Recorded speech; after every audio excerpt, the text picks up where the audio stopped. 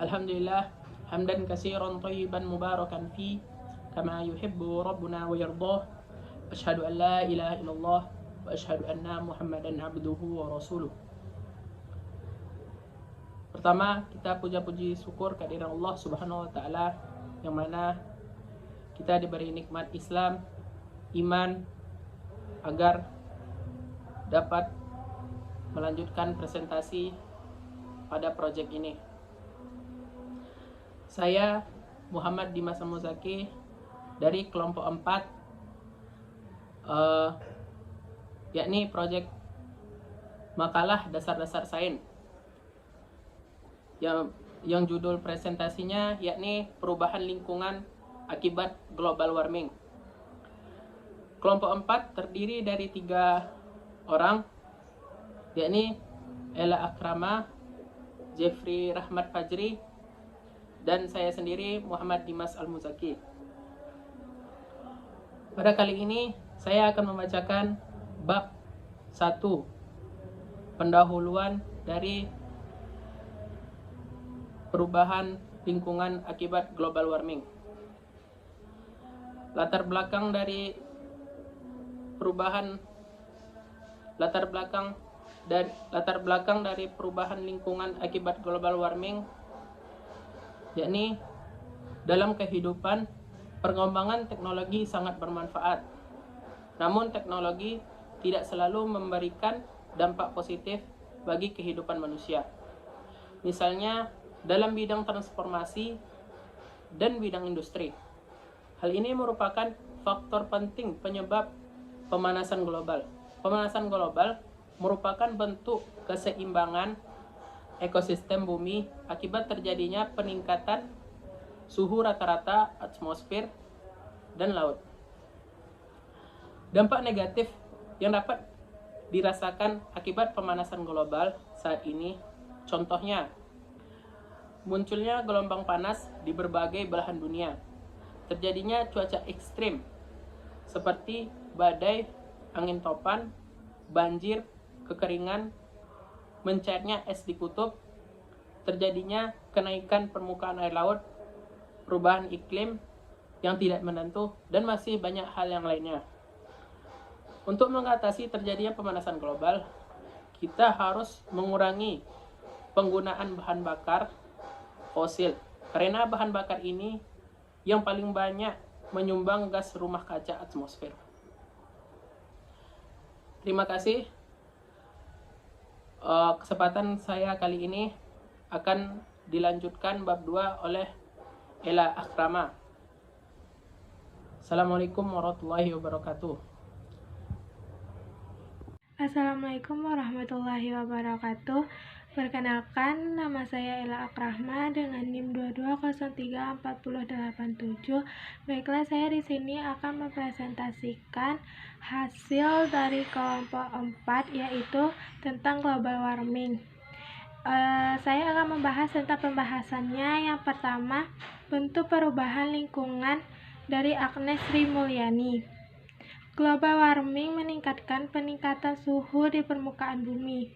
Efek lainnya adalah ketidakstabilan iklim seperti energi panas dan uap air yang banyak di atmosfer. Yang kedua, dari Muhammad Ramlan, yaitu manusia menggunakan berbagai sumber daya yang ada di lingkungannya untuk bertahan hidup. Manusia juga mengembalikan limbah sisa-sisa pemakaian ke lingkungannya. Solusi yang ditawarkan yaitu yang pertama, tanaman pohon dan reboisasi area kritis. Yang kedua, mengurangi konsumsi bahan bakar fosil dan penggunaan energi dari sumber energi alternatif. Yang ketiga, daur ulang dan efisiensi energi. Selanjutnya, pada bagian 2.3, solusi yang ditawarkan artikel untuk menyikapi global warming.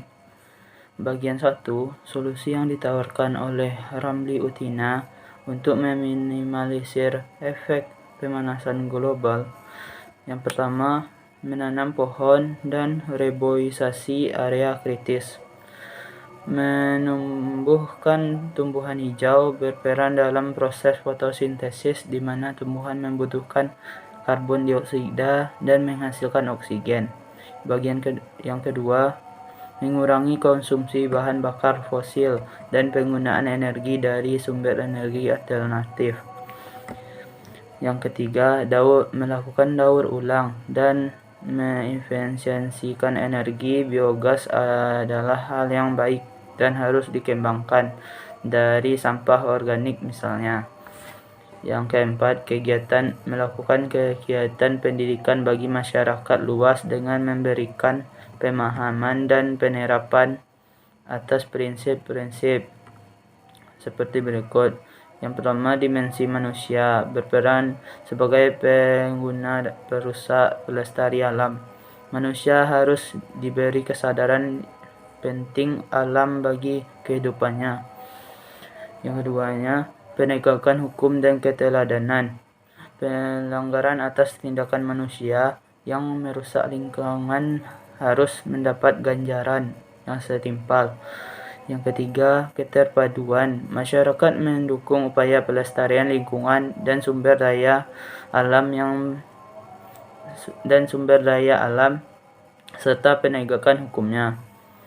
Bagian 2.3.2 solusi yang ditawarkan oleh Agnes Sri Mulyani yaitu faktor-faktor yang mempengaruhi kenaikan suhu laut yang menyebabkan pemanasan global yang mempengaruhi pencairan lapisan es di Antartika yang menyebabkan kenaikan permukaan laut.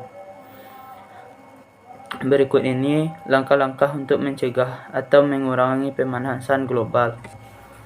Mengurangi pertumbuhan gas rumah kaca. Yang kedua, mengurangi polusi udara karena bahan bakar.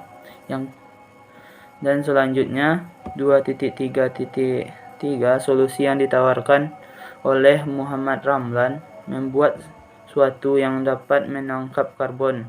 Contoh, menanam pohon, membersihkan material-material membusuk, baik material organik maupun anorganik. Yang ketiga, membangun pembangkit listrik berbahan bakar fosil. Yang keempat, menghemat penggunaan energi. Yang kelima, membuat transportasi yang berbahan non-fosil seperti listrik. Bagian yang keempat, solusi yang ditawarkan Wahyu Haris untuk mengurangi bahkan memperlambat kenaikan suhu bumi seperti mengurangi penggunaan transportasi pribadi, membawa tas belanjaan sendiri yang dapat dipakai ulang, menanam pohon setiap ada kesempatan, menghemat penggunaan energi, memaksimalkan pencahayaan dari alam, menggunakan pembersih rumah dan deterjen yang ramah terhadap lingkungan, dan menghindari barang-barang yang mengandung aerosol. Selanjutnya, bab 3, penutup. Bagian dari kesimpulan, kami dapat menyimpulkan dari beberapa uraian di atas dapat kami simpulkan bahwa apa yang dimaksud dengan pemanasan global atau global warming adalah bentuk ketidakseimbangan ekosistem atmosfer bumi, laut, dan daratan atau tanah. Penyebab pemanasan global misalnya 1. Gas rumah kaca di atmosfer, reaksi variabilitas matahari. Beberapa dampak pemanasan global warming antara lain munculnya gelombang panas di berbagai belahan dunia, dan munculnya angin topan atau siklon, banjir, kekeringan, pencairan es di kutub, dan naiknya suhu global hingga 3-4 derajat Celcius. Pelindungan lingkungan. Berikut beberapa cara untuk meminimalisir dampak pemanasan global. Di antaranya pemanasan sebagai berikut. Pelindungan lingkungan, penggunaan energi dari sumber energi alternatif, melakukan daur ulang dan efisiensi energi, upaya mengedukasi masyarakat umum tentang pencegahan pemanasan global. Selanjutnya, saran untuk mengurangi efek pemanasan global, kita harus sama-sama mengurangi penggunaan bahan-bahan yang menghasilkan gas rumah kaca seperti karbon dioksida, metana, nitrogen oksida yang terdiri dari nitrogen monoksida dan nitrogen dioksida. Selain itu, kita perlu mengurangi penggunaan bahan bakar fosil yang melepaskan sebagian besar karbon dioksida ke atmosfer. Kita perlu memaksimalkan energi terbaru seperti tenaga air, energi panas bumi, energi angin, dan energi matahari dalam kehidupan sehari-hari.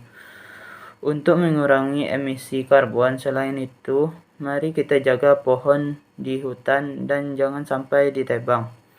Sekian presentasi dari kami. Assalamualaikum warahmatullahi wabarakatuh.